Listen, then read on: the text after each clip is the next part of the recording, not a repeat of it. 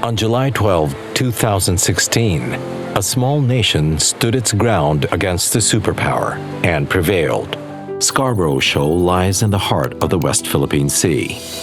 The West Philippine Sea lies within our 2.2 million square kilometer exclusive economic zone. It powers the future of the Filipino people and carries 40% of global trade.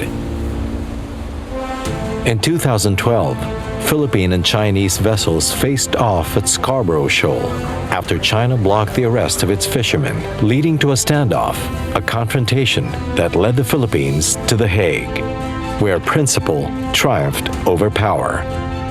There is no 9-dash line. The West Philippine Sea is the inheritance of the Filipino people. This is our mana. This is the way forward. This is the Unsinkable Spirit.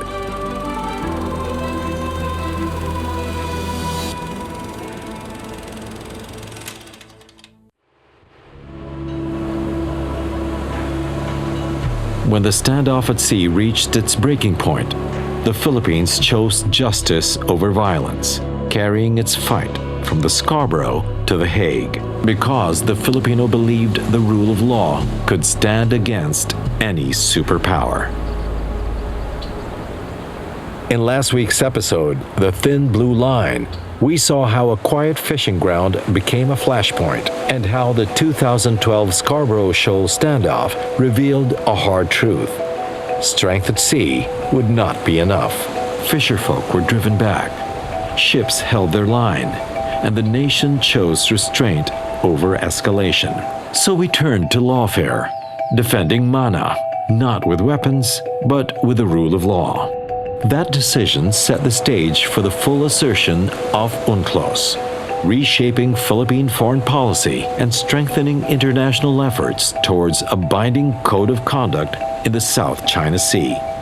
In 2013, the Philippines brought its case to The Hague, turning a maritime standoff into a battle of principles, where mana met lawfare, and a people's inheritance was defended not by might, but by the enduring power of justice. Chinese Vice Minister told President Aquino, our Coast Guard vessels will stay there permanently. Yun nga yung nakakalungkot na noon, mula nung nagkaroon ng tensyon na gano'n. At tuwing pupunta ang ating mga mangisda doon, laging tinataboy.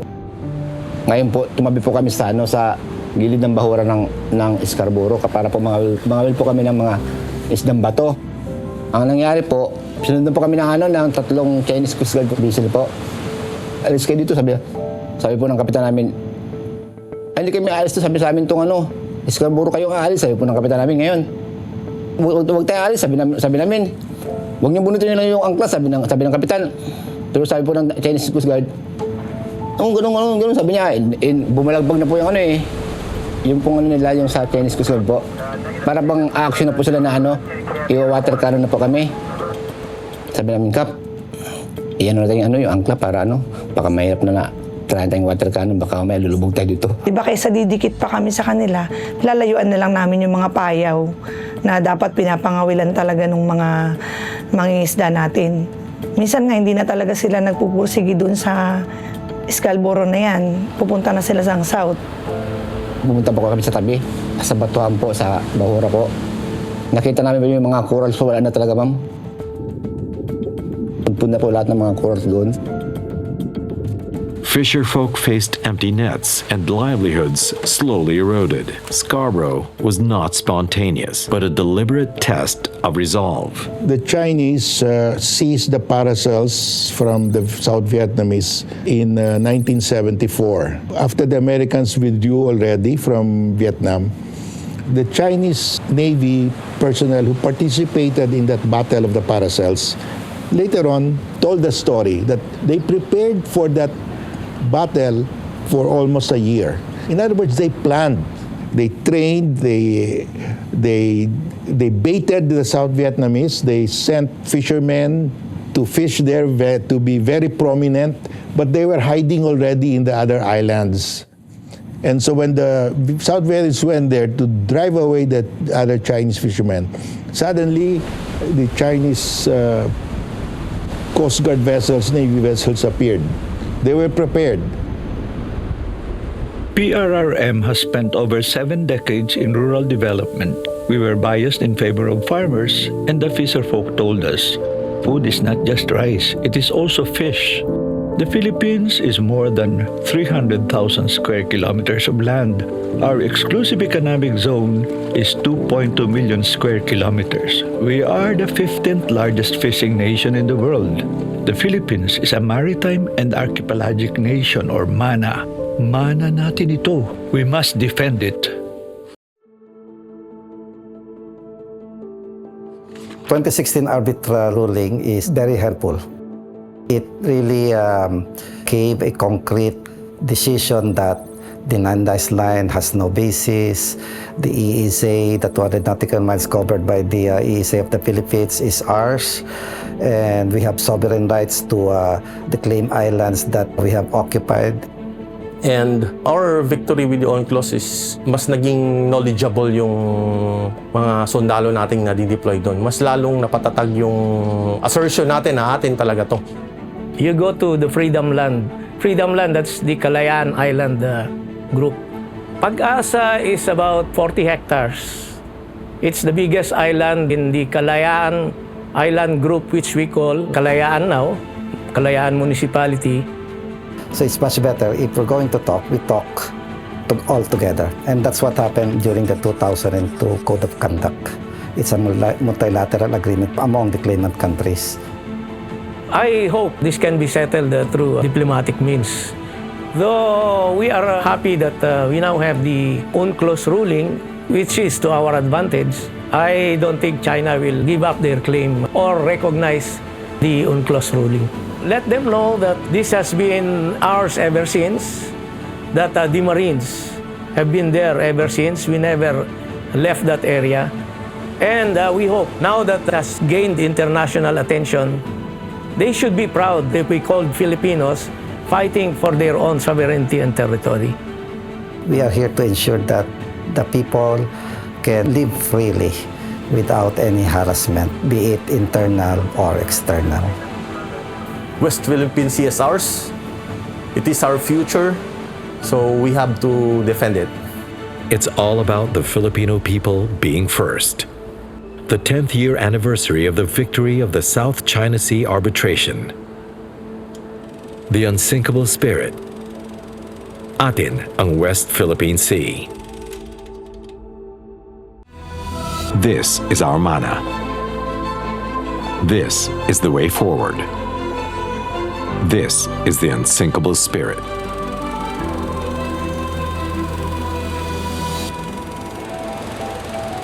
That's why the South Vietnamese lost in that battle, because it was an ambush actually. It was a setup. My theory was that the Chinese also did that. They will not do anything unless they've planned for it. You know, I think we're thinking along the same lines on those things. They were waiting for an opportunity to maybe to start the ball rolling insofar as their bigger campaign plan of pushing the envelope on not only South China Sea, the whole of South China Sea, and in particular the West Philippine Sea. Our ship Del Pilar was there. Some was early morning or dawn of that date. That's when our people started going to the fishing boats inside the lagoon. Kasi yung barko naman hindi makapasok at mababaw eh. Pagdating, when those incident happened at around those times, sabihin na natin around 6 or something, in less than 8 hours, the Chinese maritime agency or whatever it was, were already in that vicinity. So sabi nga, a very rough estimate, if they were running 10 to 15 knots, sabihin na natin 15 knots, no? And they were there at that time. It took about, sabihin mo na 8 hours from 4 to the time that they were there. Sabihin na natin 8 hours. Multiply 8 hours by 15 knots, that's about 120 plus miles.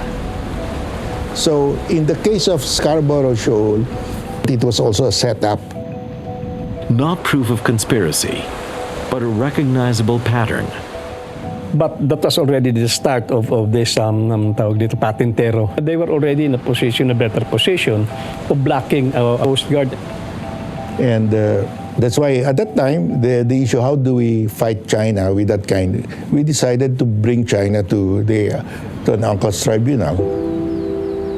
In the end, when force threatened to decide the future, the Philippines chose the high road and brought its case to The Hague in 2013. Though China left its chairs empty, the proceedings moved forward. Evidence was heard, history recorded, and the voices of fisherfolk and patrols carried into the record.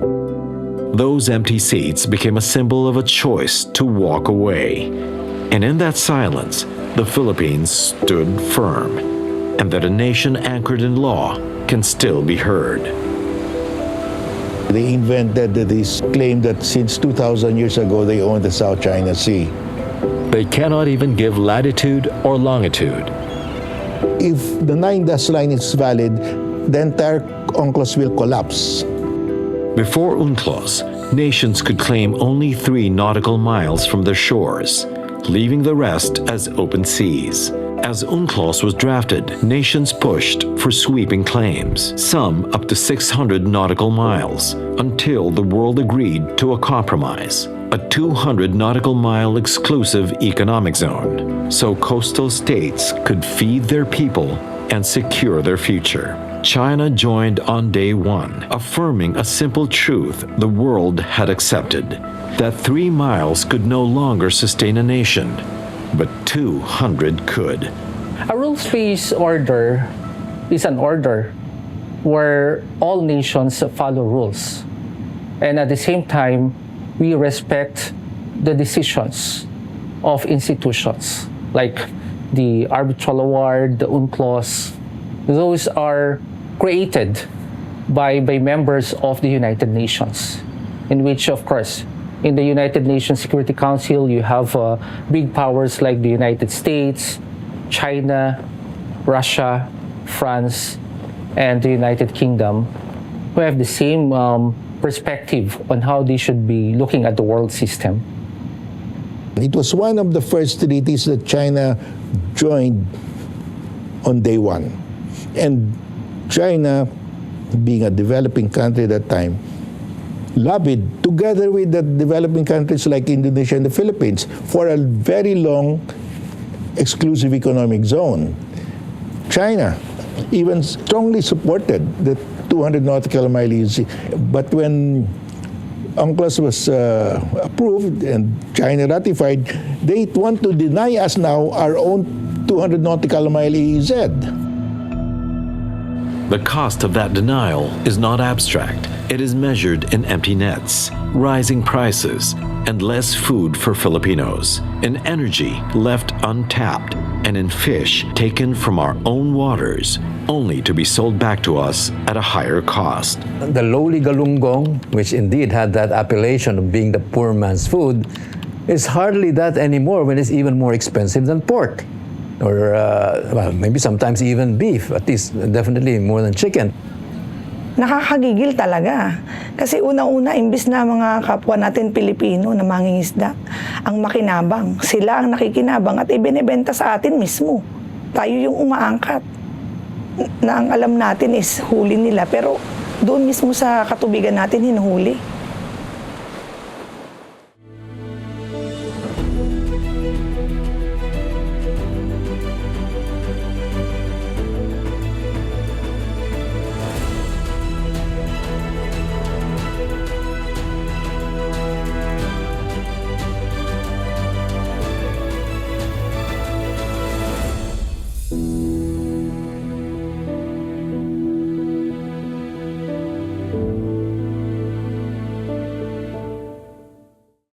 Energy powers our economy, our homes, and our future. But with rising fossil fuel costs, environmental challenges, and increasing energy demands, the Philippines must look to more sustainable solutions. The Philippines ranks 105 out of 120 countries in the Energy Transition Index, lagging behind its Southeast Asian neighbors. But despite this, The country is making progress. Renewable energy now contributes 50.2% to our energy mix, and new technologies are opening doors to marine-based energy sources. The ocean holds vast, untapped potential for clean energy. Marine energy technologies, such as offshore wind, tidal, and wave energy, offer a predictable, resilient, and sustainable power source for coastal and island communities. In 2023, ocean-based power generation contributed 96.99 million pesos to the blue economy, supporting thousands of jobs and expanding clean energy access. Offshore wind farms in Ilocos Norte, Guimaras, and Mindoro are already making an impact, with the potential for offshore wind farms to generate 178 gigawatts in the future. The United Nations Sustainable Development Goal 7 calls for affordable, reliable, and sustainable energy for all. Global partnerships and investments are driving innovation in renewable energy, including marine energy solutions.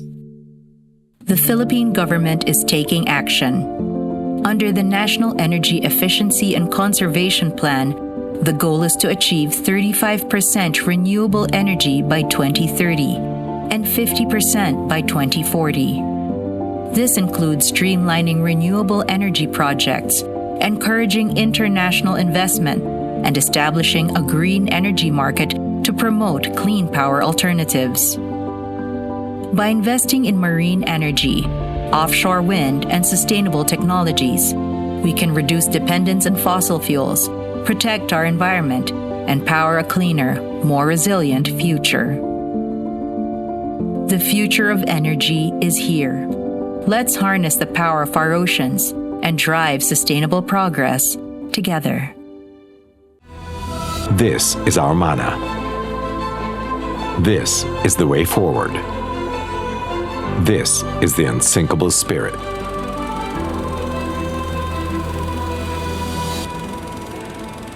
Coastal states should have an exclusive zone of 200 nautical miles for their fishermen to fish. We need to think of all resources like biodiversity as money, for example, that we need to manage. If it's degraded, like for example, I keep talking in many of the papers that I write, that when the fisheries are depleted, I think that our best action should be to rebuild these fisheries. The same with the coral reefs. Once the coral reefs are dead or dying or degraded, we need to use the best science, do the best science so that we can restore, we can recover the biodiversity. And of course, we know that fish is the number one source of protein for Filipinos. It's that protein deficiency which is precisely causing this problem with severe malnutrition and stunting. And so, for that reason, the incidence of child malnutrition and stunting is much higher in the Philippines than in some of our immediate neighbors. And so, it translates in turn into our education outcomes. The Philippines' low PISA scores reveal more than gaps in learning. They expose a crisis that begins long before the classroom. Nearly 1 in 4 Filipino children suffer from chronic malnutrition, and with 90% of brain development occurring before age 5, hunger can permanently limit a child's ability to learn. These scores are not a failure of students, but the measurable cost of food insecurity, an educational crisis rooted in empty plates, not empty potential. The crisis of malnutrition and stunting, the crisis of education, and the crisis of our agriculture being in such a sorry state today, they're all intertwined. And in the end, it really traces back to our agriculture and fisheries sector, which provides the food in our economy and in our society. The Scarborough Shoal incident was more than a maritime standoff. It was a trigger.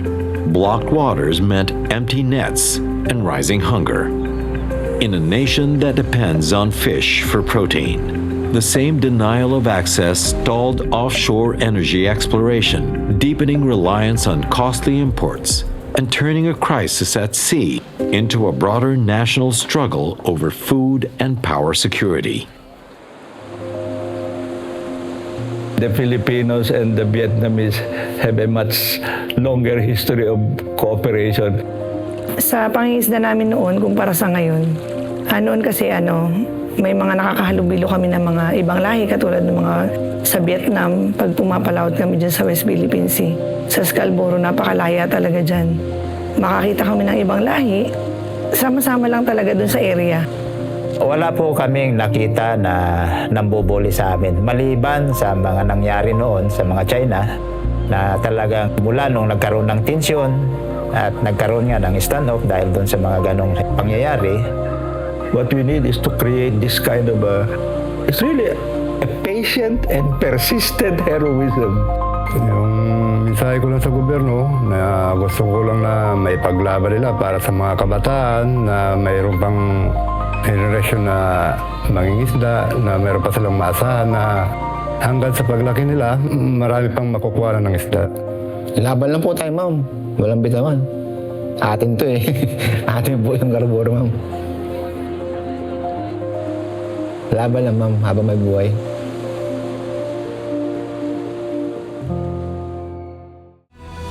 This is our mana.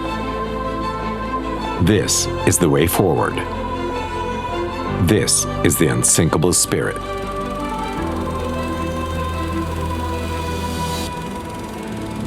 What began at sea became a national crisis, linking food insecurity, malnutrition, and a growing power crisis into one shared consequence because of the conflict.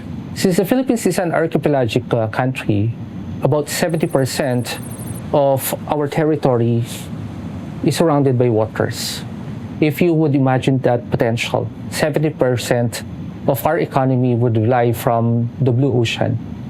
Like say, for example, for liquefied gases and at the same time for undersea minerals.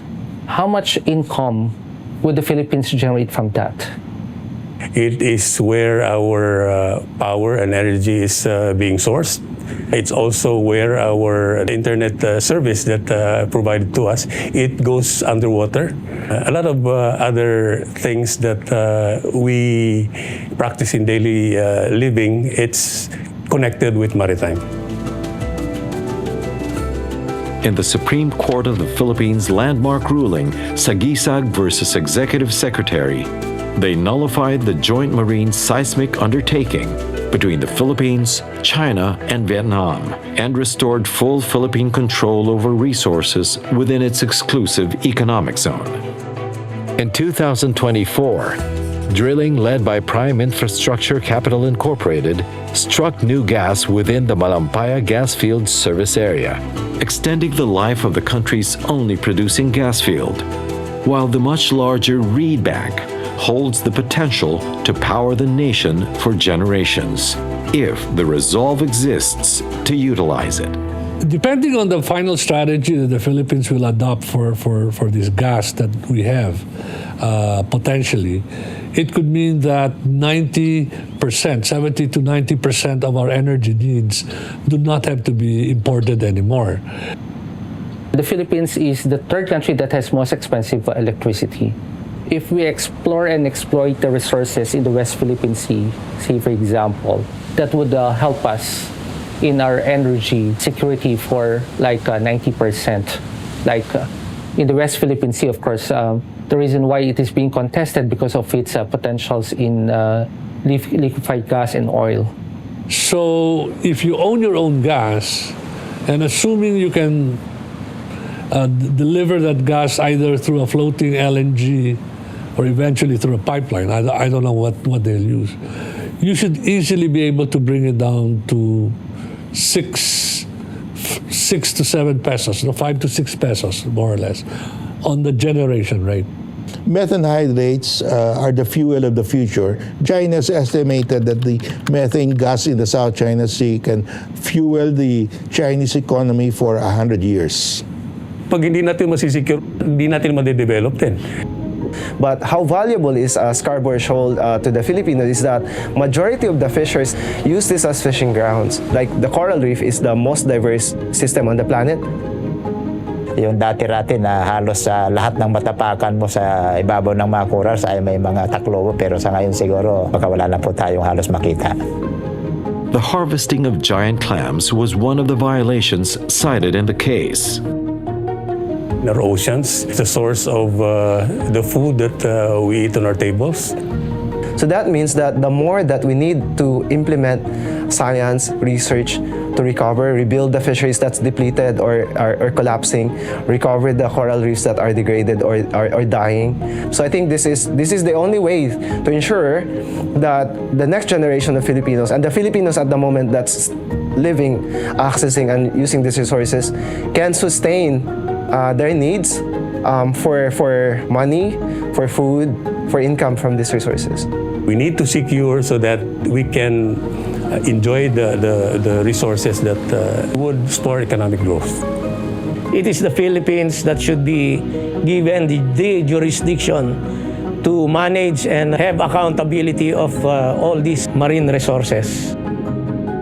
There should have been a master marine spatial plan for development, which will include the designation of reserves, the designation of fishing grounds, the designation of exclusive zones for research, exclusive zones for increasing the productivity of fisheries, nesting grounds.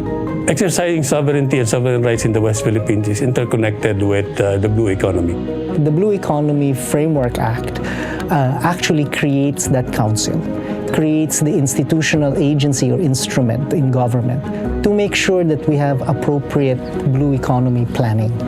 As the fight for maritime rights unfolded, Francisco Benitez, now Director General of TESDA, authored the Blue Economy Act to transform sovereignty into opportunity. Ipasa na ho sana nila ang Blue Economy Framework Act.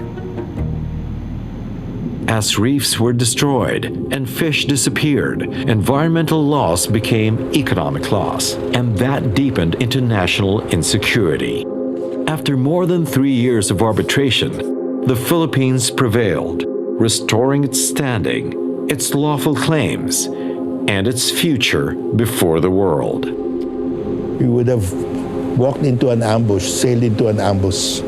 It's good that we exercise restraint, and instead of sending our Marines to Scarborough Shoal to retake our Scarborough Shoal, we sent our lawyers to The Hague to invalidate the 9-dash line, and we won a great victory. The case of Magallona, the archipelagic baselines which I penned, I knew that we would win. We questioned the validity of the 9-dash line, because the 9-dash line is clearly against UNCLOS. I said, it's so contrary to UNCLOS, it violates UNCLOS that the tribunal will have no choice but to declare it void. It cannot be a basis for claiming maritime zones. I was happy. I was glad that we are on the side of the law. And it gives our troops legal basis to also fight for our country. China chose not to appear. But absence does not halt justice. Now we are on a higher legal as well as moral ground to implement. It made life for the Navy easier. The Philippines became champion of this international law. A small country with the support of a lot of nations cannot be easily be conquered. Because of the ruling, powerful navies now sail the West Philippine Sea. You know, getting the majority support of the whole world is already a victory for us. We know that most of the people of the world are indeed on our side. The ruling did not push China out, but it prevented China from pushing everyone else out.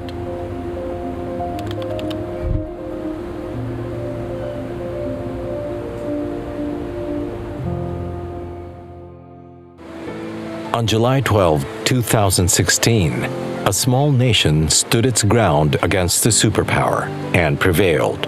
Scarborough Shoal lies in the heart of the West Philippine Sea. The West Philippine Sea lies within our 2.2 million square kilometer exclusive economic zone. It powers the future of the Filipino people and carries 40% of global trade. In 2012, Philippine and Chinese vessels faced off at Scarborough Shoal after China blocked the arrest of its fishermen, leading to a standoff, a confrontation that led the Philippines to The Hague, where principle triumphed over power. There is no 9-dash line. The West Philippine Sea is the inheritance of the Filipino people. This is our mana. This is the way forward. This is the Unsinkable Spirit.